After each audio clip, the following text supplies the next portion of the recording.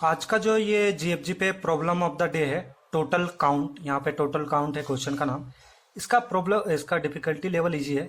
इसका समझते हैं यहाँ पर प्रॉब्लम स्टेटमेंट को। ये क्या लिखा हुआ है यहाँ पे देखो, लिखा हुआ है you have given an array of positive integer. ठीक है, एक एरे दिया है जिसमें पॉजिटिव इंटीजर है।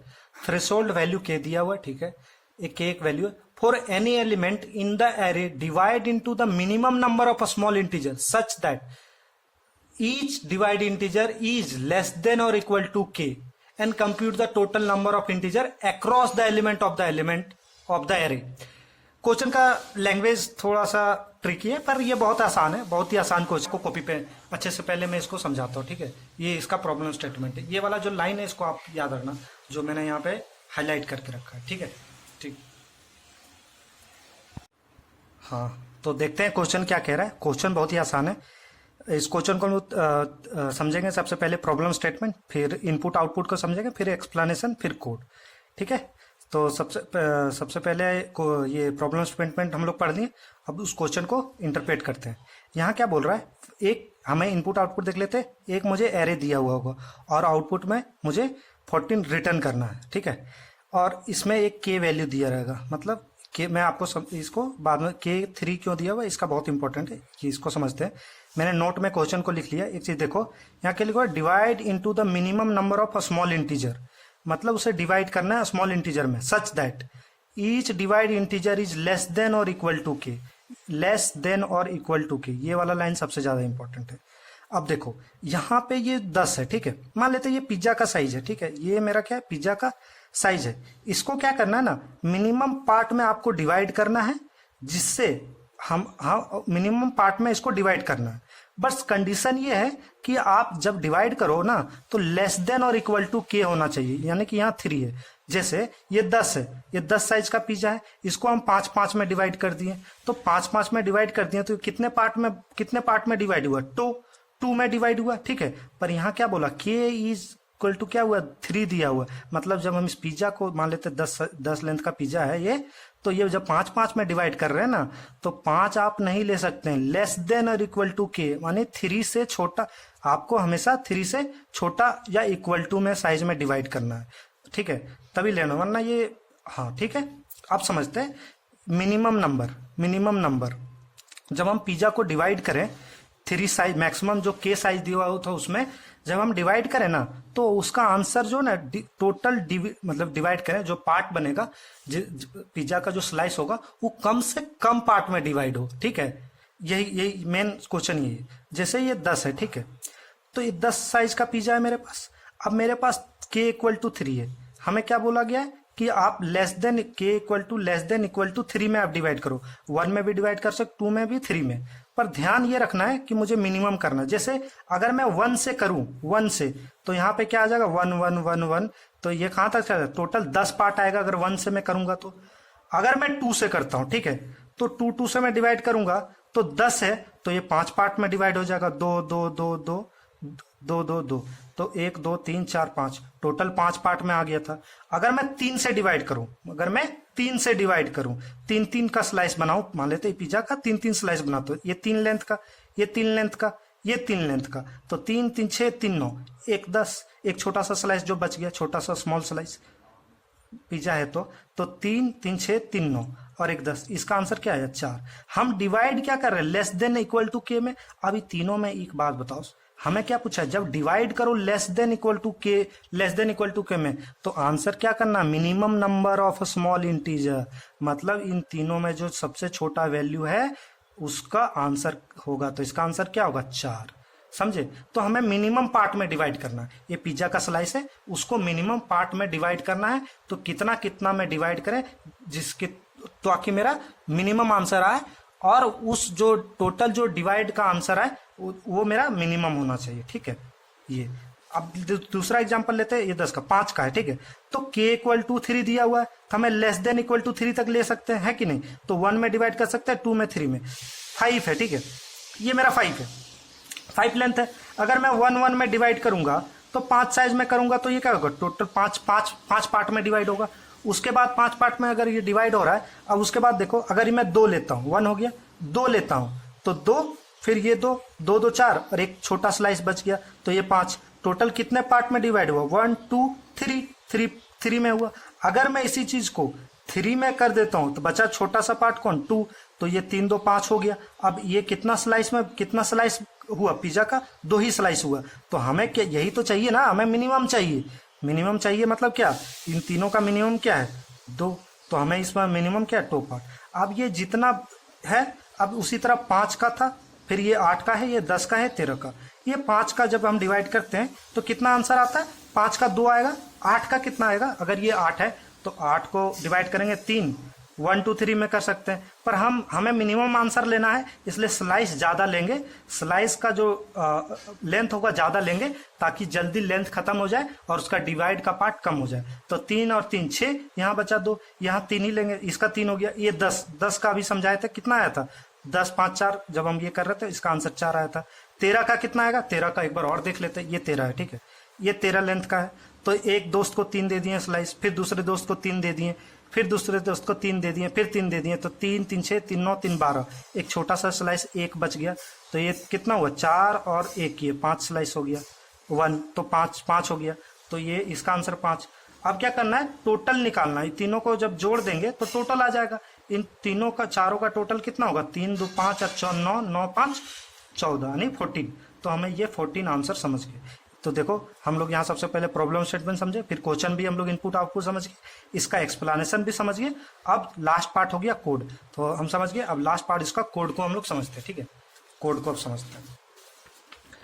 अब देखो, हमें एक बार और मैं समझा देता हूँ, ठीक है। ये 5 था, ये 8 था, ये 10 था, ये 13 था, ठीक है।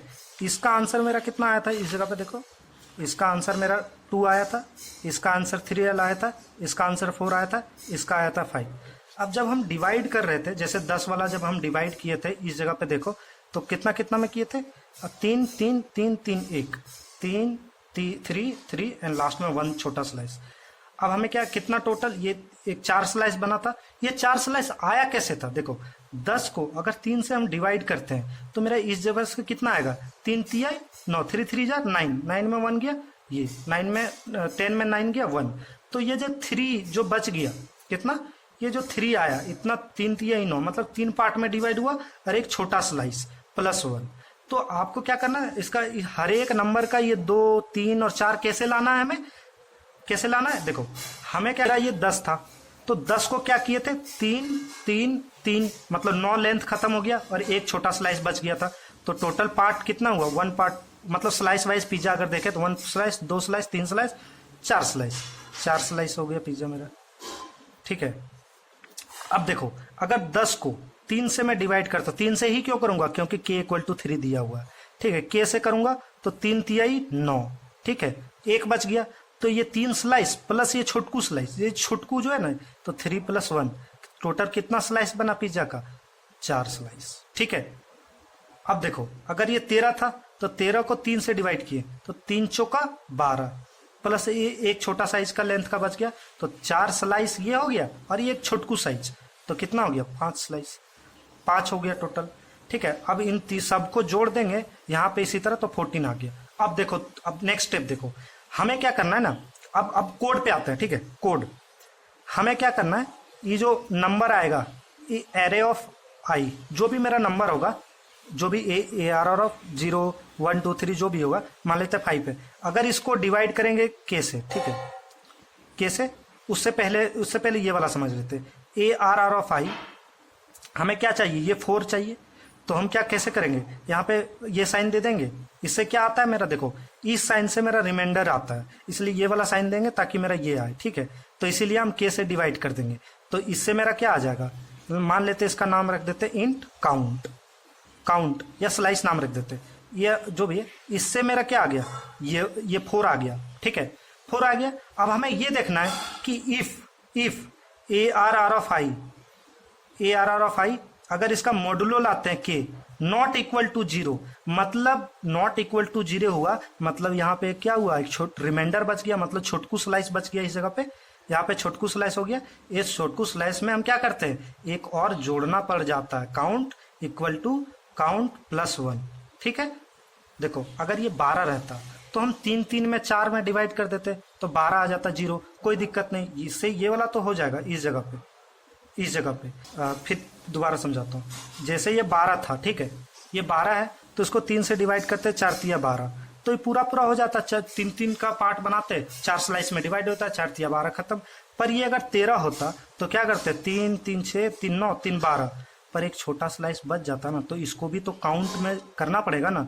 1 यहाँ से 1 2 3 4 एंड 5, इसलिए इसका 5 हो गया। तो मतलब जब भी रिमाइंडर मेरा बच जाएगा, क्या हो जाएगा, रिमाइंडर हम जब k से डिवाइड करेंगे, जब भी 3 चौका 12 रिमाइंडर मेरा बच जाएगा, कुछ भी बच जाएगा तो यहाँ +1 कर लेंगे, ठीक है, ये हो गया, +1 कर लेंगे और यही ये कोड खत्म हो गया। अब इस कोड को क्या करेंगे, मेंटेन कर लेंगे, हर एक नंबर के लिए 2 3 4 जो 5 है सबको ऐड कर दो। तो ऊपर में क्या बनाएंगे, एक आंसर ले लेंगे, आंसर इक्वल टू 0 ले लेंगे, और हर बार क्या करेंगे, answer equal to answer plus count. हर बार क्या करेगा, 2 आएगा, 3 आएगा, 4 आएगा, 5 आएगा, अब कैलकुलेशन के बाद सबको आंसर में मेरा ऐड करके रख लेगा। अब इसका फाइनल कोड को देखते हैं, फाइनल कोड नहीं, इसी को फाइनल कोड को देखते हैं। फाइनल कोड बहुत आसान है, बस इसी को कॉपी पेस्ट कर देंगे।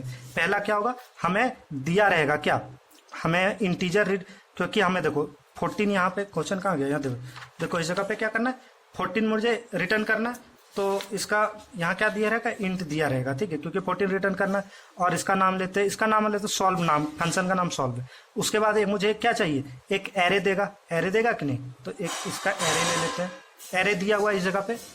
अब देखते हैं एरे में क्या करना है, हमें ट्रेवर्स करना, हर एक एलिमेंट को लेके आना, 5 8 10 13, ठीक है।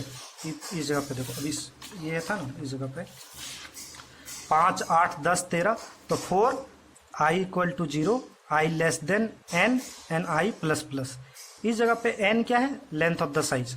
अब क्या है, देखो जो भी, अब क्या करेंगे, हमें ये यहाँ से हमें 10 8 ये ट्रेवर्स कर देंगे, अरे मेरा इस जगह पे 5 8 10 13 आ जाएगा। अब देखो इस जगह पे, अब क्या करेंगे, पहले हमें क्या करना पड़ेगा, ऊपर में एक इंट आंसर ले लेते हैं, ठीक है, जिसमें मेरा लास्ट का रिजल्ट सम होके आंसर में रहेगा। इफ पहले क्या, इफ से पहले हमें क्या करना था, एक काउंट बनाते हैं, COUNT काउंट, मतलब टोटल स्लाइस कितना बनेगा, ARR of i, ARR of i. इस स्लाइस को हम K से यहाँ पे निकाल देंगे, इससे मेरा क्या आ जाएगा, टोटल नंबर ऑफ पूरा पूरा स्लाइस।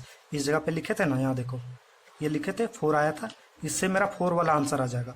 और फिर चेक कर लेंगे इफ कि यहाँ पे ARR ऑफ आई इस जगह पे था, यहाँ मॉड्यूलो लेंगे, अगर यहाँ पे रिमाइंडर मेरा आ गया नॉट इक्वल टू 0, मतलब एक छोटकू स्लाइस कहीं कहीं बचा होगा, छोटकू स्लाइस बचा हुआ क्या होगा, तो एक और स्लाइस हो गया, तो काउंट में जो भी आएगा प्लस प्लस, ठीक है। इस जगह पे देखो, अब मुझे आंसर को मेंटेन करना है, तो आंसर इक्वल टू जो answer plus COUNT count, count हर बार क्या करेगा, आंसर में ऐड कर देगा। और हम लास्ट में क्या करेंगे, ये जब पूरा हो जाएगा कैलकुलेशन, तो हो जाएगा इस जगह पे ना, तो क्या करेंगे, हम लास्ट में रिटर्न कर देंगे इस जगह पे आंसर को, ठीक है, आंसर रिटर्न कर देंगे। आई होप आपको समझ आया होगा, ठीक है, थैंक यू। बहुत सिंपल सा कोड था कि इससे मेरा टोटल स्लाइस निकल जा रहा है, और इससे क्या हो रहा है, छोटकू स्लाइस, छोटकू स्लाइस, जो छोटकू जो बच गया वो वाला स्लाइस। अब एंड में हम यहाँ क्या करेंगे, आंसर में मेंटेन करते हुए जा रहे हैं, जो मेरा ऐड कर देगा, किसको किसको, यहाँ पे 2 3 +4 +5, इस जगह पे ऐड कर देगा, तो 14 आ जाएगा मेरा आंसर। Thank you.